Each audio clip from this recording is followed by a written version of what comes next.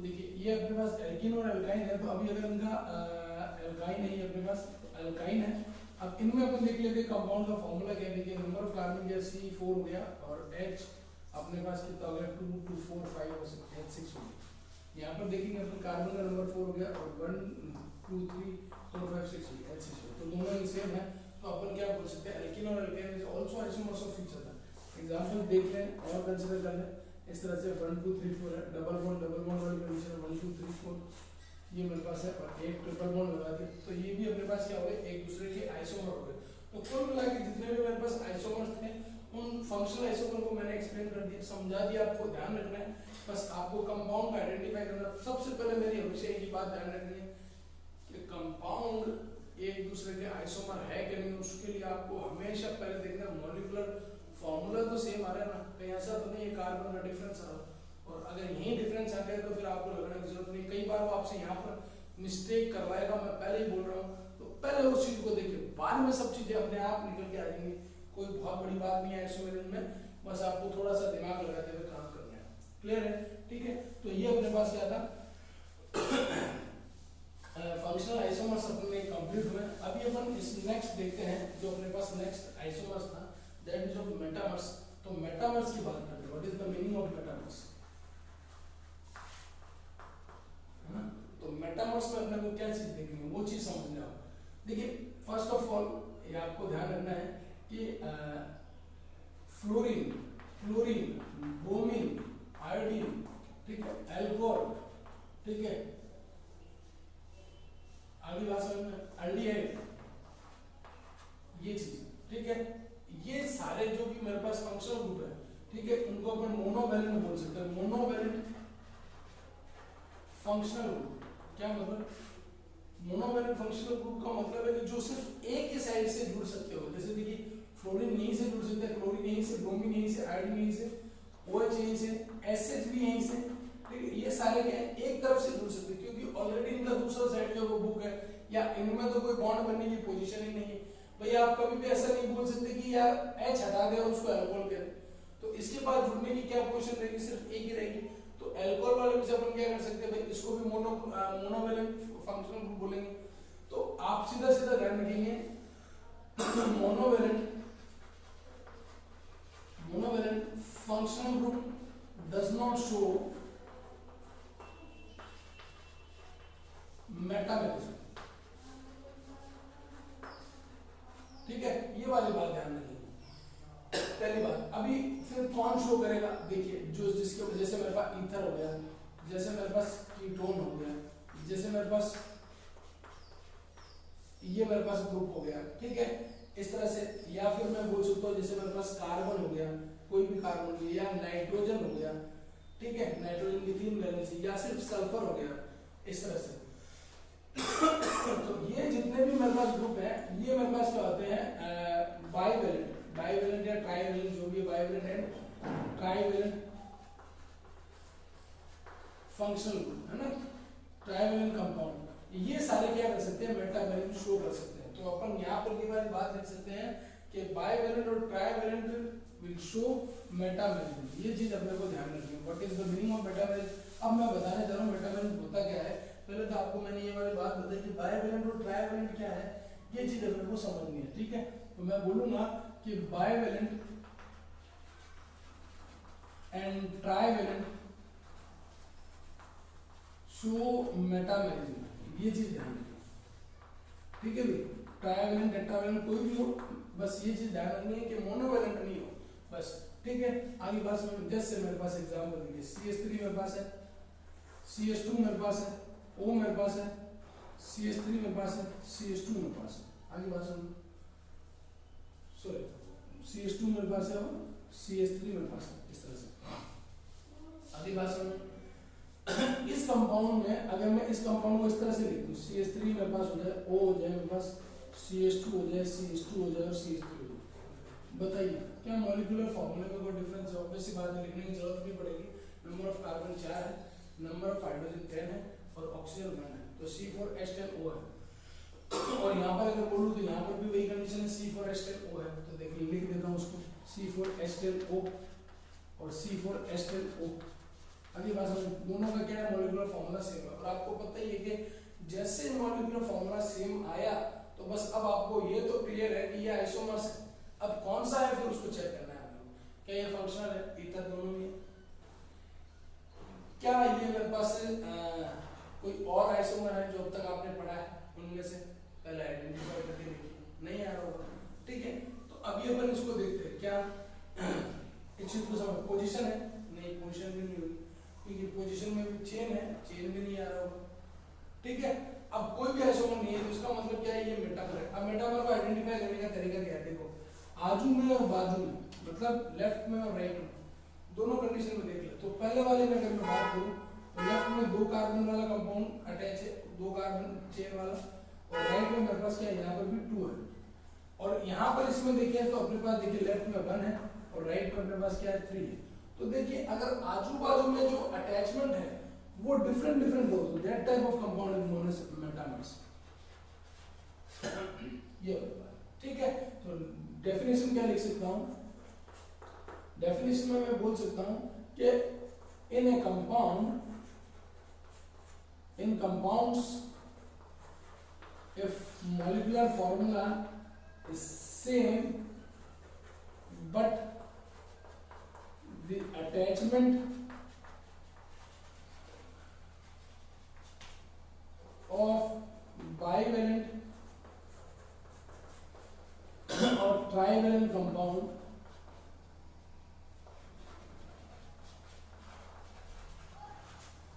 is different in left and right side, then it is known as metamers. ये चीज आपको ध्यान रखनी है कि अगर लेफ्ट और राइट साइड में मेरे पास मोनोवेलेंट और बाइवेलेंट कंपाउंड, बाइवेलेंट और ट्राइवेलेंट कंपाउंड में अटैचमेंट मेरे पास डिफरेंट डिफरेंट हो तो समझ लीजिए कि ये मेटामर्स है। आगे क्या बात समझ में क्लियर है। देखिए नेक्स्ट एग्जांपल लेते हैं, सिंपल सा एग्जांपल लेते हैं समझने के लिए इसको।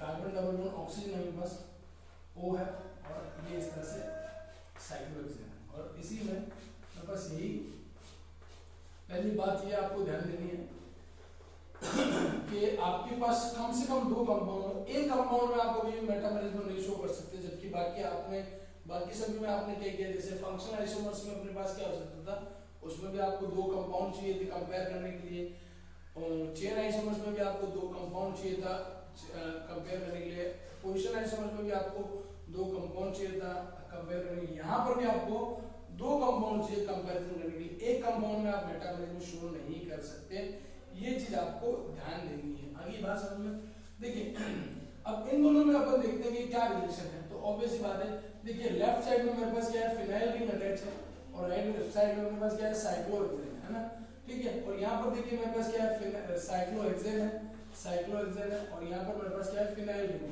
ठीक है। तो अभी अपने पास क्या है, दोनों में डिफरेंस है, अटैचमेंट में डिफरेंस है। तो अपन क्या बोल सकते हैं, लेफ्ट साइड और राइट साइड दोनों का अलग अलग है। इसलिए सर अलग अलग क्यों है, अगर इसको पलट देंगे तो बोलेंगे नहीं होगा, उसका रीजन है कि देखिए यहाँ ऑक्सीजन से benzene ring phenyl ring attach है, और यहाँ ये ऑक्सीजन से मेरे पास रिंग अटैच है, मतलब साइक्लोहेक्सेन की। इनमें दोनों में डिफरेंस होता है, क्योंकि ये जो चेंजेस है ये डायरेक्ट नहीं हो सकता। ये वाली बात समझिए, किसी मॉलिक्यूल को पलट देने से ये वाली स्ट्रक्चर नहीं बन सकती, अगर बन जाती तो ये आइडेंटिकल होता, ध्यान देना, ठीक है। जैसे मैं एग्जांपल लेता हूँ एक और, C डबल बॉन्ड O अपने पास आ गया, OPH मैंने लिख दिया, ठीक है। और एक तरफ मैंने क्या किया, PH लिख दिया, और C डबल बॉन्ड O ये मेरे पास मैंने रिंग बना दी। तो अभी आपको बताना है कि ये दोनों क्या है, एक दूसरे के मेटामर्स है। सही कह रहा हूँ, नहीं गलत है, दोनों आइडेंटिकल है, सेम कंपाउंड है, कोई डिफरेंस नहीं है, इसलिए आप इसको मेटामर नहीं कर सकते, क्योंकि पीएच का मतलब तो फिनाइल रिंग ही होता है।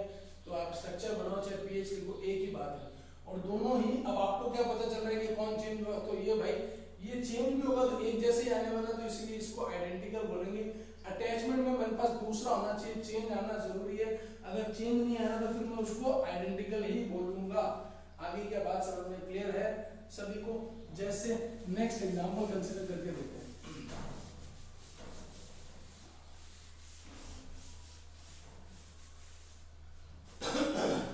देखिए एग्जांपल को अपन देखते हैं। जैसे मेरे पास मान लीजिए कि CH3 अपने पास आ गया, O आ गया, C डबल बॉन्ड O आ गया और O Ma लिख दिया मैंने, और यहाँ मैंने क्या लिख दिया, Ma लिख दिया, O लिख दिया, C डबल बॉन्ड O लिख दिया, O लिख दिया, CH3 लिख दिया। ठीक है, तो दोनों में क्या होगा, दोनों आइडेंटिकल होंगे, कोई डिफरेंस नहीं होगा। Me का मतलब मिथाइल होगा, ध्यान देना ये चीज। ठीक है, मान ले कि एक और एग्जांपल कंसीडर कर लेता हूँ मैं। O मेरे पास आ जाए, C डबल बॉन्ड O आ जाए और फिर से ये साइक्लोहेक्सेन वाली रिंग आ जाए, और यहाँ पर मेरे पास क्या आ जाए, O आ जाए, C डबल बॉन्ड O आ जाए और एक बेंजीन रिंग आ जाए। तो अपन क्या बोलेंगे, दे आर ऑल्सो आइडेंटिकल, क्योंकि यहाँ पर मेरे पास जो अटैचमेंट है वो सेम आ रहा है। अब आप इसको पलट भी सकते हैं, ऐसा भी हो सकता है कि मॉलिक्यूल को इस तरह से घुमा के रिप्रेजेंट कर दे या मॉलिक्यूल घूम जाए, तो दोनों ही कंडीशन में ये सेम ही बनने वाला है। तो इसको अपन डिफरेंस क्रिएट नहीं कर सकते, ये चीज आपको दिमाग में बिठानी पड़ेगी। जैसे देखिए, एक कंपाउंड मेरे पास होता है इस तरह से, CH3 अपने पास हो गया, OC double bond O CH3, ये मेरे पास है। ठीक है, आगे बात समझ। और यहाँ पर भी मेरे पास क्या H है, और इसी का कंपैरेटिवली एक और कंपाउंड मेरे पास प्रेजेंट है, H हो गया, CH3 हो गया, C double bond O CH3, ये मेरे पास दे रखा है, और H हो गया। तो देखिए दोनों का मॉलिक्यूलर फॉर्मूला सेम है, बट उसका लेफ्ट साइड और राइट साइड जो उसमें डिफरेंस आ रहा है, तो आप उसको कहेंगे मेटामर। ठीक है भाई, आगे बात समझना। ये भी मेरे पास क्या है, मेटामर है, लेफ्ट साइड और राइट साइड में अपने पास क्या हो रहा है, डिफरेंस क्रिएट हो रहा है, तो इसीलिए अपन इसको क्या बोलेंगे, मेटामर ऑफ ईच अदर। देखिए भाई, ये वाला डिफरेंट है, तो डिफरेंट होने का मतलब मेटामर है, फॉर्मूला जो है वो बिल्कुल सेम है, कहीं कोई डिफरेंस नहीं आ रहा है। आगे बात समझ में क्लियर है। देखिए ये लास्ट अपने पास इसका एक और टाइप अपन देखते हैं, that is of ring chain isomer. Next देखिए, नेक्स्ट तो मेरे पास हो गया है रिंग चेन आइसोमर, 6 टाइप का अपने पास रिंग चेन आइसोमर। बहुत ही सिंपल है, कोई ज्यादा कुछ करने की जरूरत नहीं है। एक पहचानने का एक सिंपल सा तरीका बता दो। देखिए जैसे मान लीजिए कि मेरे पास इस तरह की कोई रिंग दे रखी है, ये रिंग दे रखी है, और ये मेरे पास क्या है, 1 2 3 4, ये कंपाउंड। अब इन दोनों में अगर आपको रिलेशन बताना हो तो आप क्या बताएंगे। देखिए नंबर ऑफ कार्बन काउंट करते सबसे पहले, कार्बन 5 है, और हाइड्रोजन देखिए यहाँ पर क्या होगा, 2 हाइड्रोजन यहाँ होंगे, 2 यहाँ होंगे, 2 यहाँ होंगे, 2 यहाँ होंगे, 2 यहाँ होंगे, तो C5H10। ठीक है, इसमें आप कंसीडर करके देखिए ये CH3 होगा, ये CH2 होगा, ठीक है, ये भी CH2 होगा, यहाँ पर एक H होगा, मैं H लगा देता हूँ आपको समझाने के लिए, और यहाँ पर अपने पास क्या होंगे, 2 H होंगे। आगे बात समझ इस तरह से। तो आप काउंट करके देख लीजिए, नंबर ऑफ कार्बन देखिए C5 है, कार्बन में 5 को टेंशन नहीं, 3 2 5 2 7 8 9 और 10, H10 है, कोई दिक्कत थोड़ी है। बट कंपाउंड देखिए, एक तो मेरे पास साइक्लिक कंपाउंड है और एक मेरे पास लीनियर कंपाउंड, दोनों का मॉलिक्यूलर फॉर्मूला सेम है। पहचानने का क्या तरीका देखो, DU इस दोनों का एक है, इसका भी DU एक है, डिग्री ऑफ अनसैचुरेशन मैंने बताया था आपको। ठीक है, तो डिग्री ऑफ अनसैचुरेशन देखिए, रिंग के लिए आप एक DU यूज करते हैं, और एल्केन के लिए भी आप क्या करते हैं, एक डबल बॉन्ड के लिए भी एक ही DU यूज करते हैं, तो अपने पास दोनों के लिए DU = 1 हो गया। तो अब इस चीज को समझिए कि डिग्री ऑफ अनसैचुरेशन सेम आ रहा है, मॉलिक्यूलर फॉर्मूला सेम आ रहा है, एक रिंग है और एक चेन है।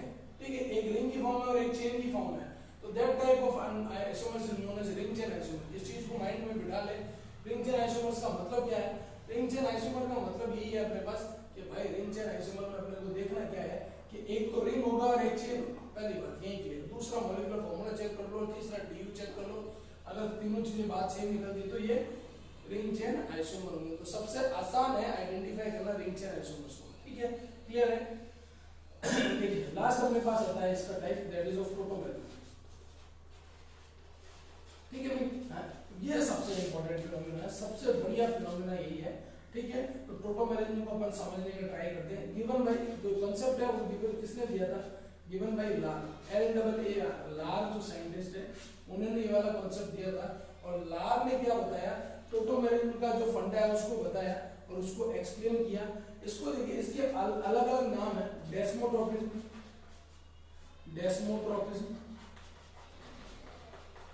ठीक है, क्रिप्टोट्रोपिज्म,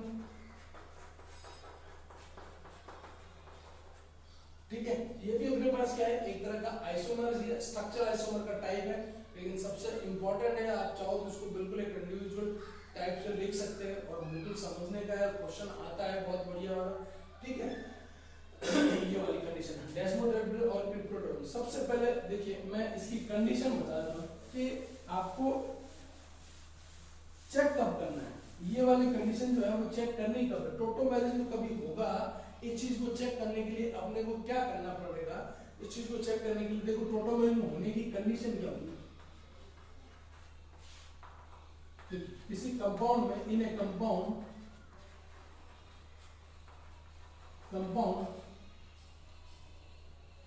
one more electronegative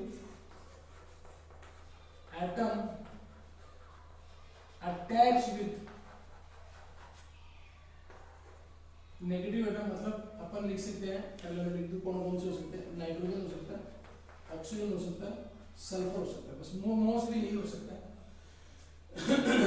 atom attach with double bond और ट्रिपल बॉन्ड। ठीक है भाई, आगे बात समझो। अगर मेरे पास किसी कंपाउंड में कोई more electronegative atom double bond या ट्रिपल बॉन्ड से अटैच हो तो हो सकता है कि वहां पर मेरे पास क्या हो, टोटोमेरिज्म हो जाए। सेकंड मेरे पास क्या हो, इन ए कंपाउंड, इसी कंपाउंड में, ठीक है, वन फ्री H present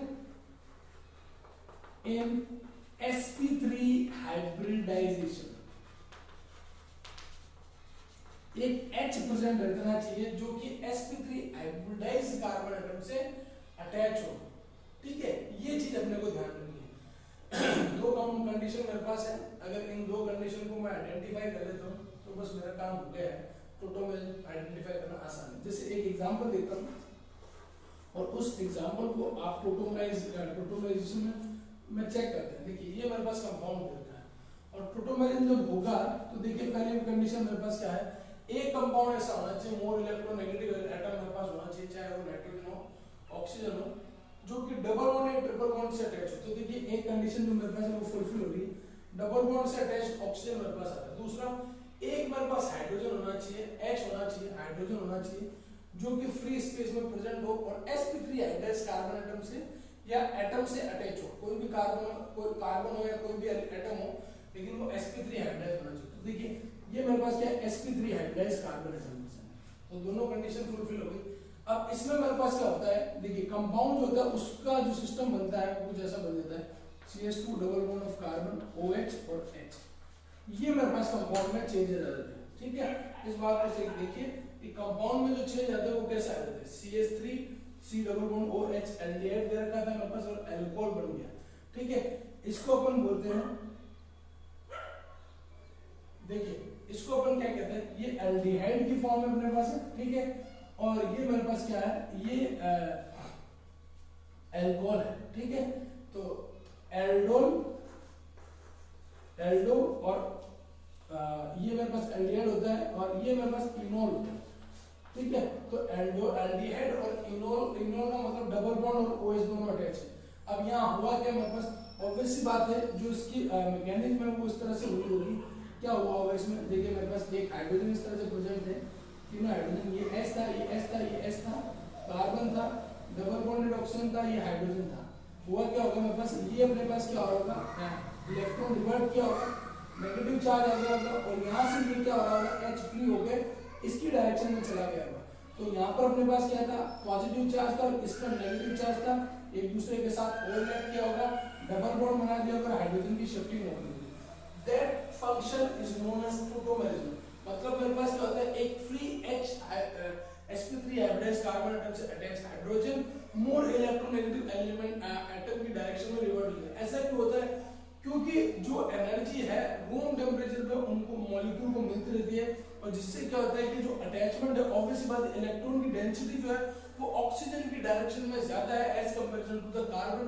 तो हाइड्रोजन जो होगा उसकी डायरेक्शन में जाने के लिए हमेशा एफर्ट डालता रहेगा और ये सिस्टम चलता रहता है, चेंज होता रहता है और मिलियंस ऑफ टाइम, एक मिनट में 1000 टाइम अपने पास क्या होता है, ये बिल्कुल चेंज होता रहता है। तो अपने पास क्या होता है, ये सिस्टम चलता रहता है, मॉलिक्यूल एक दूसरे में एक्सचेंज होते रहते हैं। ठीक है। तो इस चीज को अपन समझते हैं, what is the difference in between resonance and tautomerism.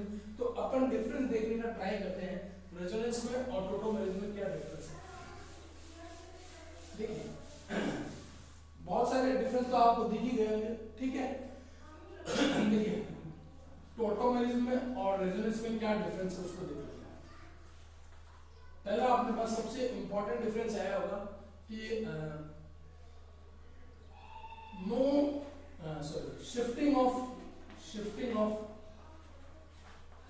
Sigma bond. सबसे बड़ी बात तो ये होगी कि सिग्मा बॉन्ड जो था वो शिफ्ट हो गया। देखो यहाँ से H टूट रहा है और H का जो सिग्मा बॉन्ड है वो दूसरी जगह जाके अटैच हो रहा है। No shifting of sigma bond, no shifting of sigma bond. दूसरा शिफ्टिंग ऑफ एटम,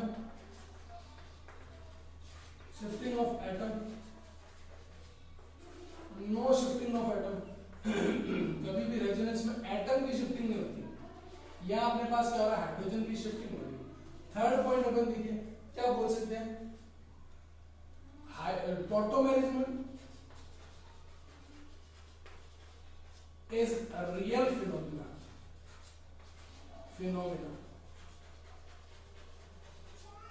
जबकि अपन बोल सकते हैं कि resonance and resonating structure is hypothetical.